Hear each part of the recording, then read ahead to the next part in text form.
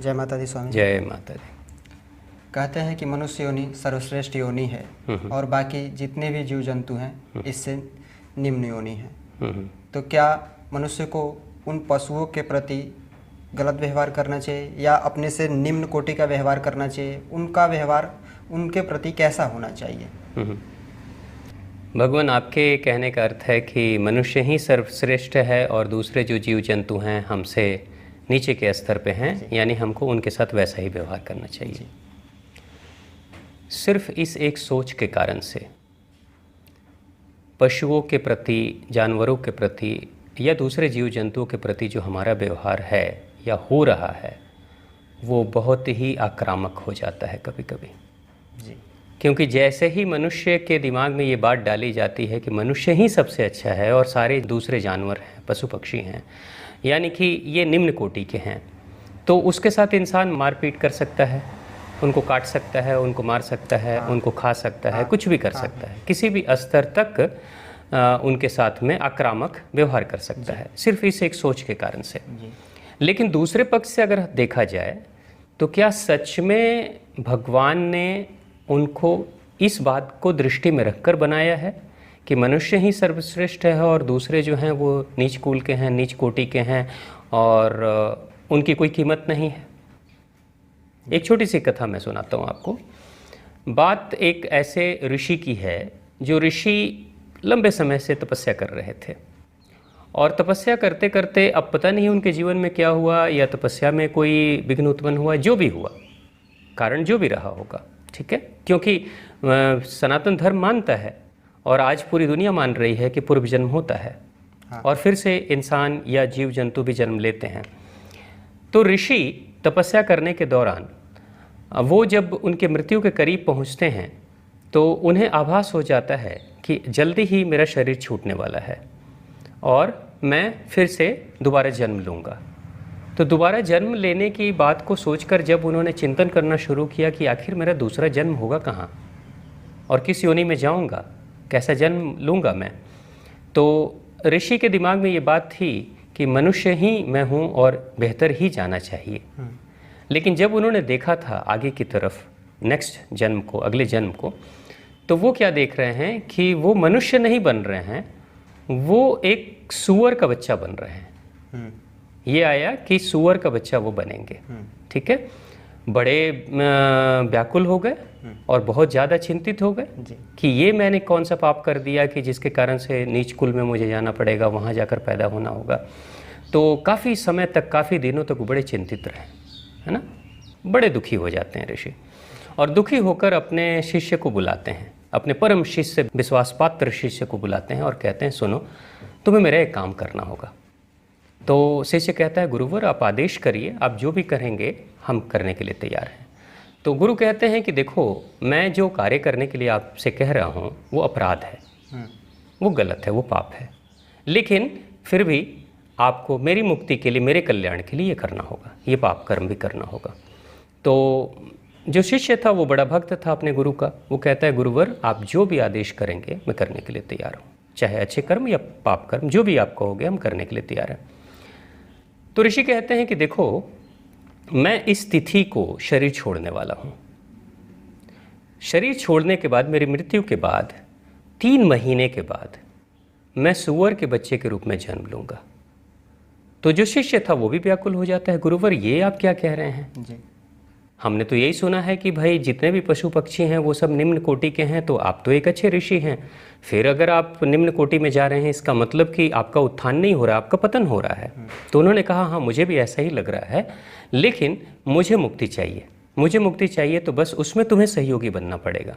तो उन्होंने कहा कैसे मैं सहयोग करूँगा? तो सहयोग ये करना कि 3 महीने के बाद, मेरी मृत्यु के 3 महीने के बाद से मैं दूर दराज के कहीं, उन्होंने दिशा बताया था कि इस दिशा में, इस गांव में मैं जाकर जन्म लूँगा सूअर के बच्चे के रूप में। तो मेरे आश्रम से लगभग 3 कोस दूर एक गांव है, उस गांव में आप जाओगे तो वहाँ पे एक इंसान है जो सूअर पालता है, उसके पास जाओगे 3 महीने के बाद से, तो एक जो सूअर, मादा सूअर है, वो कई बच्चों को जन्म देगी। उन्हीं बच्चों में एक बच्चा ऐसा होगा जिसके शरीर पर सफ़ेद और भूरे रंग का दाग लगा होगा जी। ऐसा एक बच्चा ऐसा जन्म लेगा, वो जो बच्चा होगा जिसकी आकृति ऐसी होगी, जिसका रंग ऐसा होगा, वो मैं होऊंगा, मैं ही रहूँगा। ठीक है, तो आपको जाना है ढूंढते हुए। जी। तो फिर शिष्य ने पूछा, गुरुवर मैं क्या करूँगा? फिर उस बच्चे को खरीद लेना, हाँ। उस बच्चे को खरीद लेना, उसे एकांत में लेकर जाना और उसे मार डालना, क्योंकि उसे जब तुम मार डालोगे तो मैं मुक्त हो जाऊंगा और मुझे मुक्ति मिल जाएगी, उस नीच कुल के योनि से मुझे मुक्ति मिल जाएगी। तो फिर मैं आगे की यात्रा शुरू कर दूंगा अपनी। ठीक है, मैं उस योनि में जाना नहीं चाहता हूँ क्योंकि नीच कुल की योनि है वो। शिष्य कहता है कि ठीक है गुरुवर, अगर ये आदेश है तो मैं ये करूँगा। समय बीतता है, गुरुवर शरीर छोड़ देते हैं। शरीर छोड़ने के बाद से वो सच में 3 महीने के बाद एक सुअर मादा के गर्भ में जन्म लेते हैं और कई बच्चों के साथ में एक बच्चा वो भी जन्म लेता है जिसके शरीर पे भूरे रंग के दाग लगे हुए थे। तो शिष्य को याद आता है कि गुरुवर ने कहा था 3 महीने के बाद जाना है, 3 कोस दूर पे जो एक गांव है उस गांव में जाकर पता करना है। ठीक समय पे शिष्य पहुंच जाता है। शिष्य ढूंढते हुए जब पहुंचता है तो पता चलता है कि हाँ, एक इंसान ऐसा है जो गरीब परिवार है और वो लोग सूअर पालते हैं। तो जाता है और मालिक से कहता है मैं आपके सूअर के बच्चों को देखना चाहता हूँ। तो मालिक ने कहा चलो देख लो। बाड़े में लेकर जाता है। बाड़े में जब जाकर शिष्य देखता है तो वो सच में देखता है कि कई बच्चों के बीच में एक बच्चा है जो कि सफ़ेद और भूरे रंग का दाग उसके शरीर पर लगा हुआ है। तो उन्होंने पूछा था कि भाई ये बच्चा कब जन्म लिया? तो मालिक ने जो तिथि बताई वो तिथि वही थी जो गुरुवर ने पहले ही भविष्यवाणी कर दी थी कि भाई यही तिथि, इस तिथि को वो मादा सुअर जन्म देगी कई बच्चों को, उसमें से एक बच्चा ऐसा होगा। और वही इकलौता ऐसा बच्चा था जो कि उस रूप रंग का था। तो शिष्य पहचान जाता है कि मेरे गुरुवर यही हैं। शिष्य अच्छी कीमत देकर और उससे उस बच्चे को खरीद लेता है। जी। तो उस इंसान ने पूछा था कि आप क्या करोगे इसका, आप सन्यासी हो, आप क्या करोगे? तो बस मुझे कुछ करना है ना, मुझे चाहिए ये बच्चा। ठीक है, जो भी कीमत आप कहोगे देने के लिए हम तैयार हैं। तो कीमत वो इंसान ले लेता है और सूअर के बच्चे को दे देता है। अब शिष्य जो सन्यासी है वो सूअर के बच्चे को लेकर जाता है एकांत निर्जन प्रदेश में, जंगली क्षेत्र में लेकर जाता है और वहाँ उसको ज़मीन पर रखता है और एक बड़ा सा चट्टान उठाता है। एक बड़ा सा चट्टान उठाता है कि मैं इसे मार डालूंगा चट्टान से। जैसे ही चट्टान उठाता है और अपने गुरुवर को याद करता है, ठीक उसी समय जब जैसे ही मारने वाला होता है, ठीक उसी समय आवाज़ आती है। उस सूअर के बच्चे से आवाज़ आती है, मनुष्य के रूप में आवाज़ आती है, रुको, मत मारो, मुझे मत मारो। तो आवाज़ जो थी वो गुरुवर की आवाज़ थी, उन्हीं की आवाज़ थी जी। लेकिन उस बच्चे से वो आवाज़ आ रही थी मनुष्य के रूप में। हाँ, तो अचानक से ये चौंक जाता है, ये गुरुवर की आवाज़ है। तो उन्होंने कहा गुरुवर आप बोल रहे हैं? तो हाँ, मैं ही बोल रहा हूँ। ये जो बच्चा है ये तुमने सही पहचाना, ये मैं ही हूँ। तो गुरुवर आपने ही तो आदेश किया था कि मुझे मार डालना, इसलिए मैं इस बच्चे को मार रहा हूँ। तो कहते नहीं नहीं मत मारो, आज मेरा भ्रम दूर हो गया है, आज मैं सच्चाई जान गया हूँ। तो उसने कहा गुरुवर आपने क्या सच्चाई जानी है? तो कहता है कि गुरु कहते हैं कि देखो जब मैं मनुष्य था तो मैंने जो सुना था कि मनुष्य ही सर्वश्रेष्ठ हैं और दूसरे नीच कुल के हैं, निम्न योनि के जानवर हैं, पशु पक्षी हैं, इनको हमेशा नीचे के स्तर से देखना चाहिए।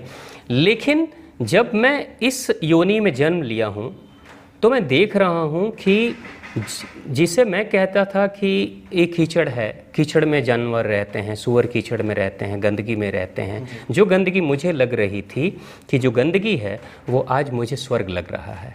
उसी गंदगी में मैं खेलता हूँ, मुझे बहुत अच्छा लगता है। और जब मैं उस बच्चे के दृष्टि से जब मनुष्य को देखता हूँ तो लगता है कि इनसे ज़्यादा बेहतर तो हम लोग हैं। जो भोजन मैं कर रहा हूँ, जो मैं मनुष्य के समय में जिन भोजन की शिकायत किया करता था, उस भोजन को मैं करता हूँ तो मुझे बड़ी तृप्ति मिलती है, बड़ा आनंद आता है। मुझे लगता है कि मैं ही सबसे अच्छा भोजन कर रहा हूँ। जिस रूप रंग में मैं ही हूँ, उस रूप रंग को मुझे लगता है कि यही सबसे अच्छा है। तो मैं आज इस योनि में आकर मुझे पता चला कि भगवान जिस किसी को भी जिस किसी भी योनि में जन्म देते हैं उसके प्रति उसके अंदर अथाह अगाध प्रेम भी जगा देते हैं। उसके जीवन के प्रति उसका प्रेम इतना गहरा होता है कि वो जिस भी परिस्थिति में रहता है, चाहे वो कीड़े मकोड़े बनकर रहे, चाहे वो जानवर बनकर रहे, चाहे वो इंसान बनकर रहे, वो समझता है मैं ही सबसे अच्छा हूँ। उसको अपने जीवन से बहुत प्रेम होता है। उसी तरीके से आज मैं इस योनि में आकर इस दृष्टि से मैं अपने आप को देख रहा हूँ, तो मैं समझ रहा हूँ कि मैं सच में इससे प्रेम करता हूँ, इस जीवन से, और इस जीवन को मैं खत्म नहीं करना चाहता, मैं किसी तरह का अकाल मृत्यु नहीं चाहता। मगर इस जन्म के साथ मेरा ये भ्रम भी टूट गया। हो सकता है भगवान ने मेरे इसी भ्रम को तोड़ने के लिए मुझे इस योनि में जन्म दिया है, और आज मेरा भ्रम टूट गया कि नहीं, सारे जीव जंतु, सारे पशु पक्षी, चाहे वो मनुष्य हो चाहे पशु पक्षी हो, जो भी हो, ये सब भगवान की कृति हैं, और सबके हृदय में अपने जीवन के प्रति वैसा ही प्रेम है। कोई नीच नहीं है, कोई बड़ा नहीं है। ये सिर्फ एक मनुष्य की धारणा है। जो मनुष्य ऐसी धारणा बना लेता है, स्वयं को बड़ा और दूसरे को छोटा कहना शुरू कर देता है, ये मनुष्य का अहंकार है। तो मुझे अब कोई नफ़रत नहीं है, मुझे इस जीवन से बहुत प्रेम है और जी भर की ये ज़िंदगी जीना चाहता हूँ, मैं मरना नहीं चाहता।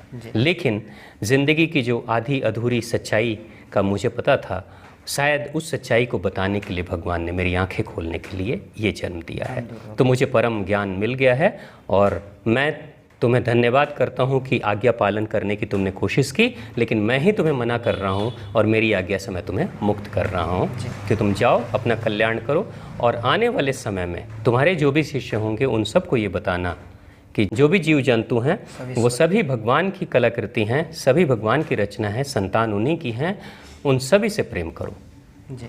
और अपने को प्रेम करना है करो, मगर दूसरे को हीन भावना से मत देखो। अगर ऐसा देखोगे तो भगवान नाराज़ होंगे, दुखी होंगे।